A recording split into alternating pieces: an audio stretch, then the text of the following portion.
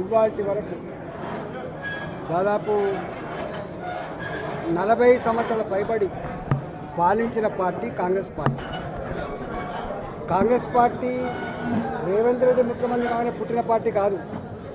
Congress party 100 సంవత్సరాల చరిత్ర కలిగిన పార్టీ.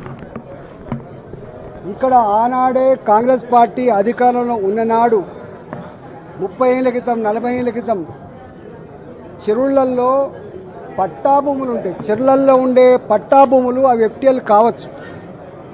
వాటికి పేదలకు పట్టాలు ఇచ్చి ఇల్లు కట్టించిండ్రు, వాటికి పర్మిషన్లు ఇచ్చి లేఅవుట్ చేసుకొని ఇచ్చిండ్రు. ఇవాళ అలాంటి లేఅవుట్లు అలాంటి పట్టాలు ఇచ్చిన పేదల ఇల్లు ఇవాళ ఎఫ్టీఎల్లో ఉన్నాయి, వీటి కూల్చేస్తామని చెప్పి భయపెడుతున్నట్టుగా ఇంతకుముందు సాహెబ్ నగర్ గ్రామ ప్రజలు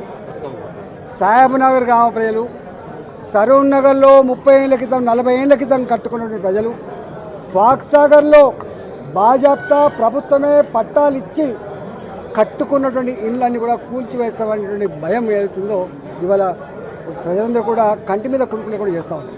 నేను అంటా ఉన్నా, హైడ్రా గురించి నీ అక్రమాల చిట్టాల గురించి నీ దందాల గురించి నేను మాట్లాడుతున్నాను, కానీ సామాన్య ప్రజల్ని వేధించే భయభ్రాంతులకు గురి చేసేటువంటి పద్ధతులలో మీరు ఆలోచన చేస్తుందా రేవంత్ రెడ్డి అని చెప్పి అడుగుతూ ఉన్నాం.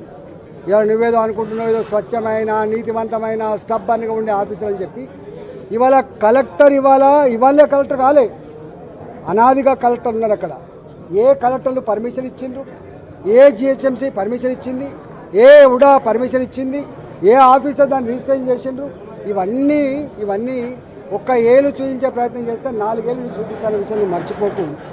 ఆనాడు కూడా టీఆర్ఎస్ పార్టీ ప్రభుత్వం ఏర్పడిన నాడు అయ్యప్ప సొసైటీలో ఇట్లా ఇల్లు కూల్చేసే ప్రయత్నం చెప్పిండ్రు, 4 రోజులకి తూక ముడిచిండ్రు.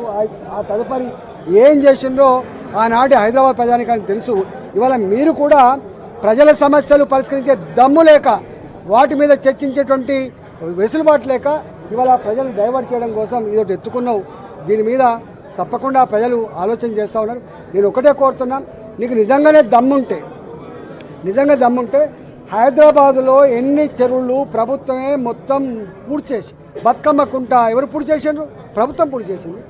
ఇలా కరీంనగర్లో ఒక 4 చెరువులు ఉండే, ప్రభుత్వం పూర్తి చేసింది.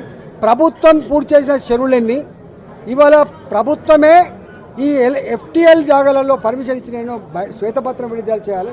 దానికి ఒక పద్ధతి పెట్టాలి తప్ప రాత్రి పోయి దొంగల్లాగా మిషన్లు పెట్టి కూలగొట్టే, సామాన్యులు కూలగొట్టే పద్ధతి మంచిగా. కూలగొట్టు, నువ్వు పెద్దలే కూలగొడుతున్నావు, సంతోషం. ఇంకా పెద్దలు అనేక మంది ఉన్నారు, కూలగొట్టు, సంతోషం. కానీ సామాన్యులు మాత్రం ఇట్లాంటి ఇబ్బంది పెడితే మంచిది కాదు. ఇవాళ దీని మీద భారతీయ జనతా పార్టీ ఇప్పటికే చెప్పింది. ఇవాళ ప్రతిదానికి ఓ సిస్టమ్ ఉంటుంది, ఓ చట్టం ఉంటుంది. చట్టాన్ని పక్కకు పెట్టి, సిస్టాన్ని పక్కకు పెట్టి, తాత జాగీర్ లాగా ఇవాళ హీరో అన్నట్టుగా, ఈ పార్టీ ఇప్పుడే పుట్టినట్టుగా, ధర్మం కోసమే ఉన్నట్టుగా, అక్రమాలన్నీ కూడా ఆపుతున్నట్టుగా ఇవాళ పోజు పెట్టే పద్ధతి మాత్రం మంచిగా లేదని చెప్పి నేను దీన్ని తీవ్రంగా హెచ్చరిస్తాను.